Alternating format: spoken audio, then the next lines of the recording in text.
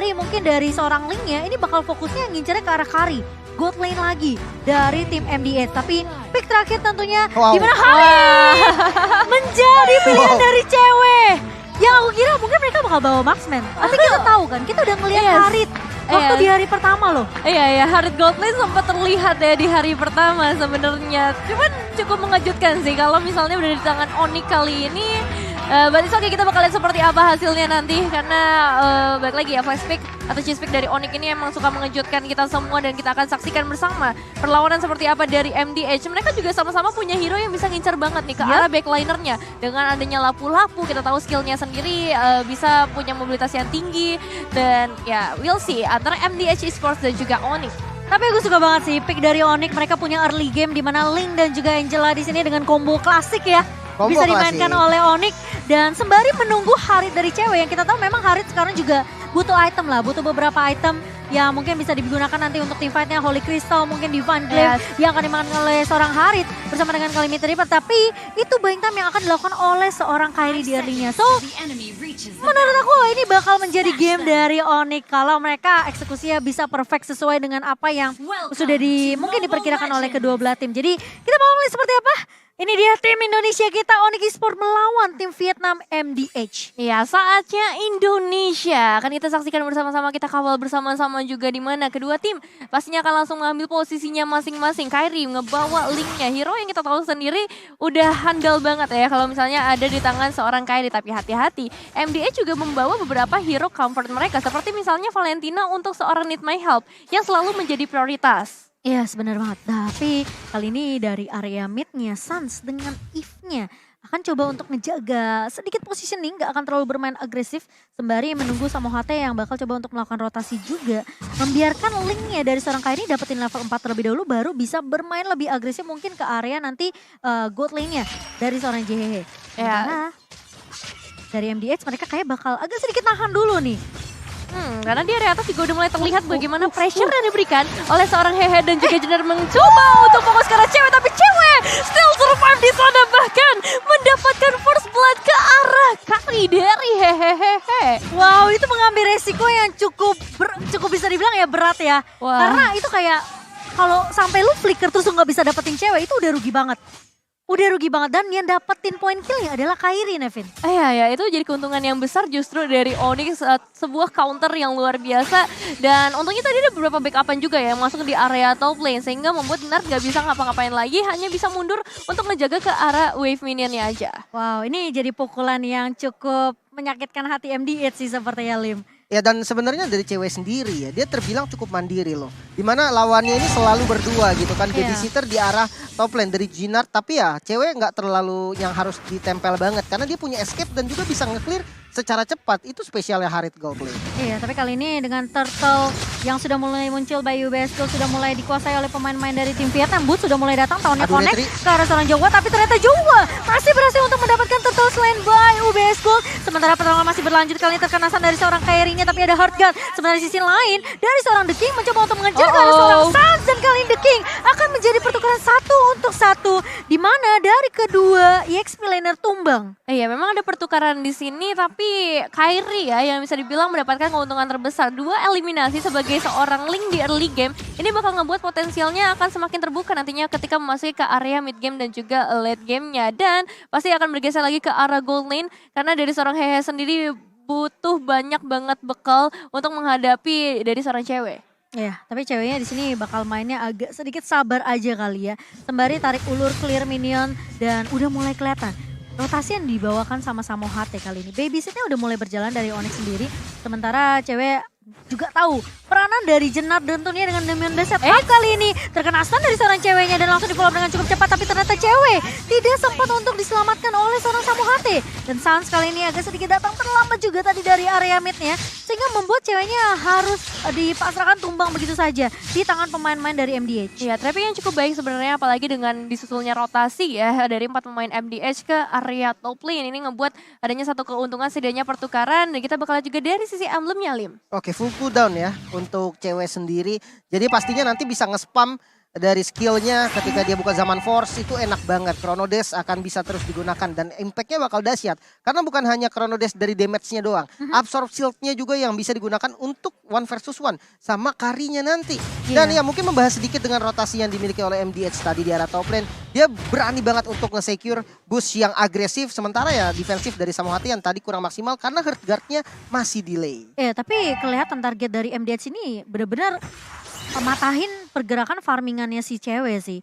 Jadi cewek yang mungkin harus agak sedikit dijaga dan mungkin rotasi dari seorang Kairi juga yang mungkin lebih berfokus juga untuk ngebantu ceweknya. Jangan sampai kayaknya justru dapetin banyak banget momentum untuk ngedapetin farmingannya sehingga nanti dari goldnya akan kalah. Tapi kali ini Bud mencoba untuk nahan terlebih dahulu dan bahkan Electro Final Blow udah di pop up bersama dengan Brave Fighter dari seorang The King. Kali ini ada satu buah reward manipulation dari Need My Help yang ngebuat pemain-pemain dari Onyx berhasil untuk dimakan, tapi satu buah TP Softblade bersama dengan dari harga dari Kairi mencoba untuk menumbangkan pemain-pemain dari MDS, tapi setidaknya Kairi tidak akan terpick off dengan cukup mudah dan pertukaran 1-1 masih bisa didapatkan oleh Onyx Esports. XP laner ditukar dengan mid laner. Sebenarnya masih menjadi keuntungan untuk temen Oni, tapi masalahnya kali ini juga berhasil mendapatkan turtle-nya. Turtle Stain by UBS Gold menjadi keuntungan juga buat mereka. Perbedaannya memang belum terlalu jauh ya, belum terlalu terlihat untuk early game kali ini. Masih sama-sama imbang dari segi gold, dari segi objektif. Cuman yang terlihat jelas emang dari tadi ceweknya kena pressure terus ya. Iya, dan yang pastinya teman-teman juga bisa dapetin skin gratis setiap pembelian UBS Gold Bar XM4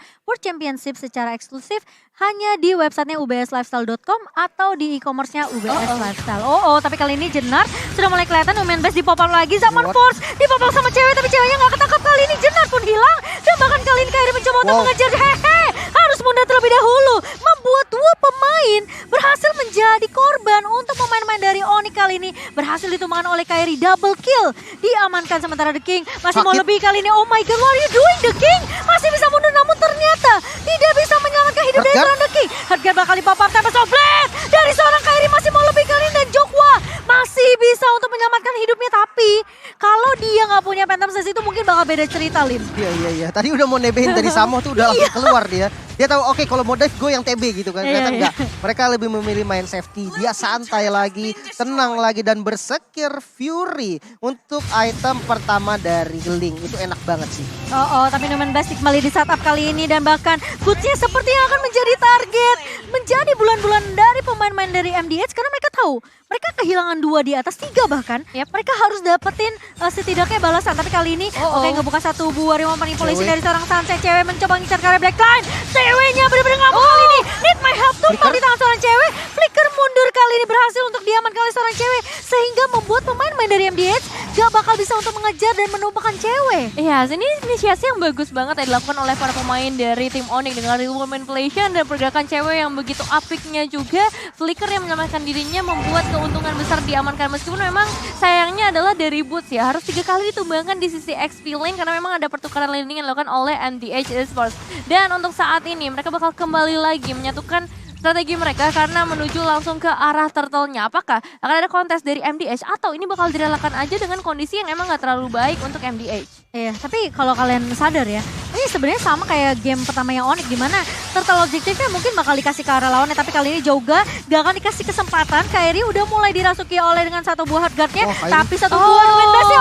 Flicker mundur tapi Kairi masih bisa untuk menghalau setup eksekusi yang dilakukan oleh MDH kali ini dengan Numen Base. Tapi kali ini cewek bakal mulai maju, zaman Force-nya di pop up dan bahkan Chronodis yang mencoba untuk mengincar ke arah sana Jenar. Jenar tumbang di atas tangan cewek dan bahkan Need My Help bakal coba dikejar. Where are you going kali ini? Need My Help.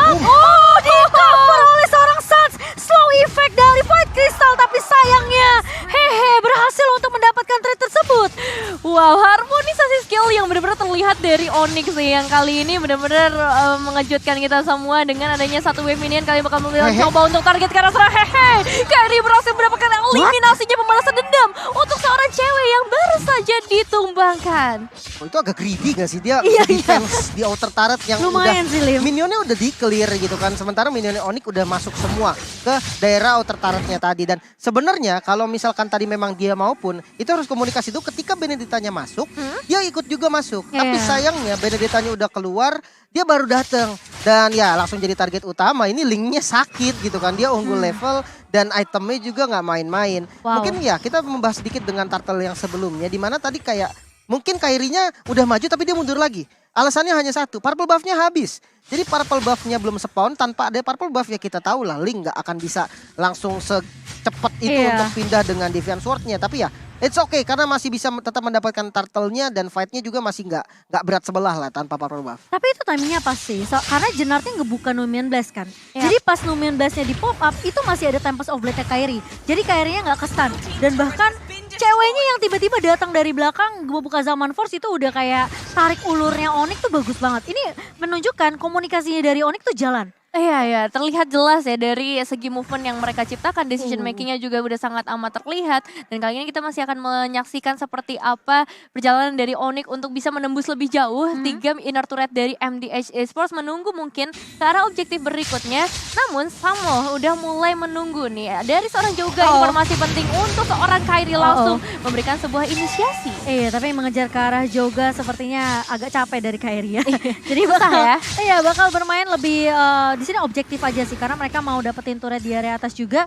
Sembari Lordnya udah mulai dipok sama cewek. Melihat pengen cari tahu keberadaan dari pemain-pemain DMDH apakah mereka bakal melakukan setup di teamfight Lord. Tapi ternyata setelah melihat Lordnya tidak mengincar ke bus manapun, sepertinya bakal ditarik ulur terlebih dahulu. Sembari Kairi kali ini bakal langsung menjawab keraguan dari pemain-pemain MDH yang dimana mereka juga ragu nih sebenarnya untuk melakukan kontes.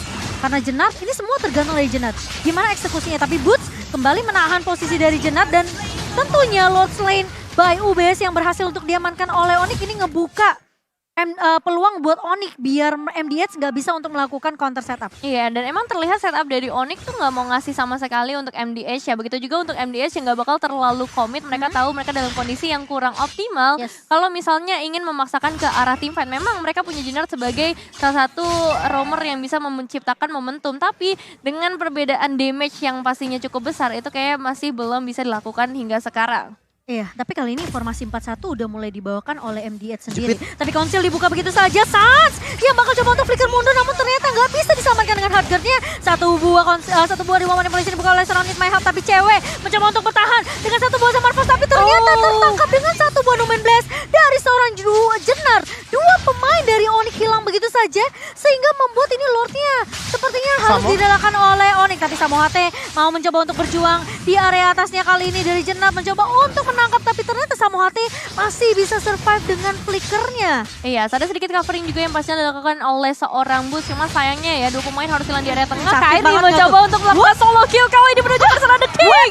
Dan berhasil hilang. Mendapatkan juga ke arah inner turretnya. Wow, Kairi.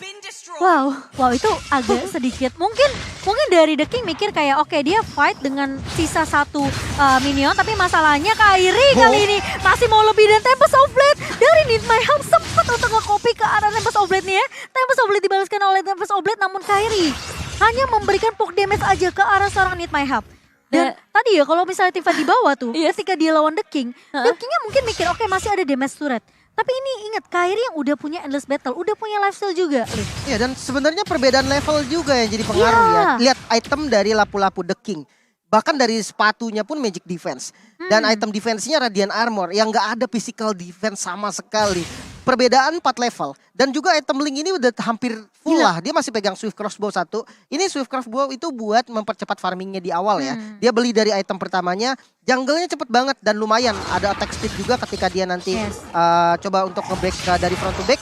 Ada tambahan attack speed lah yang bisa bantu dia untuk dapetin kill. Nah sementara untuk The King sendiri udah nggak boleh sih.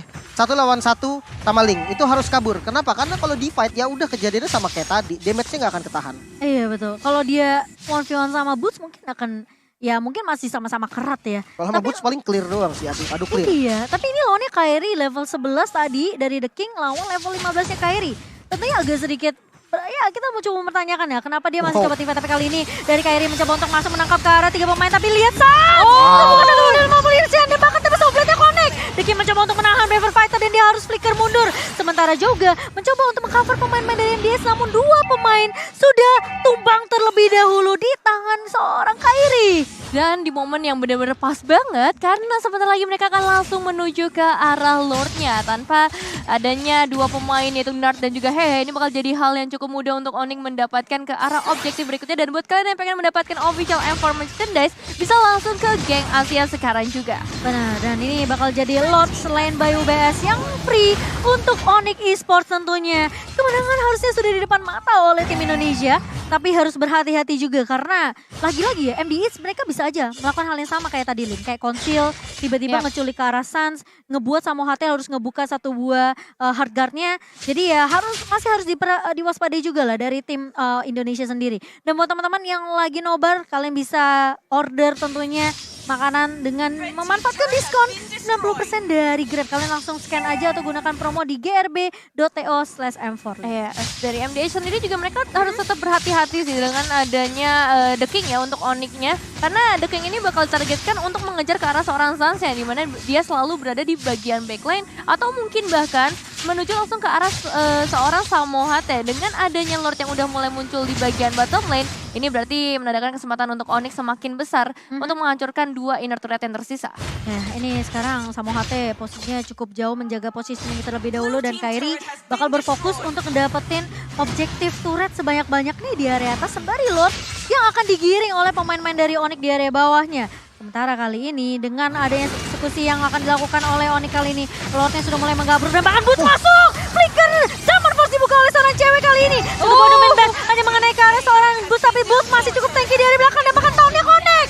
The King tumbang kali ini. 3 pemain hilang dari MDS, sampai Sobleh dibuka oleh seorang Kairi. Cewek masih mau lebih dan bahkan Lordnya berfokus terhadap base-nya, double kill diamankan, Jenar tumbang. Dan kali ini Onyx Esports tentunya memantapkan langkah mereka di upper bracket. Congratulations Onyx, saatnya Indonesia membawa tim Indonesia kali ini langsung mengamankan posisinya di babak upper bracket dengan perjalanan yang bisa dibilang cukup mulus. Untuk match kali ini mereka membuktikan kelayakan mereka di M4 World Championship. Ya dengan hero-hero yang mateng banget lah bisa dibilang. One man show banget memang dari Kairi yang dia bisa ngacak-ngacak langsung ke bagian belakang. Ada hard guard, dia pede banget. Semua itemnya damage, dia nggak peduli defense sama sekali. Dan ya memang itulah yang harus dilakukan dengan ya ketika pengen pakai metode link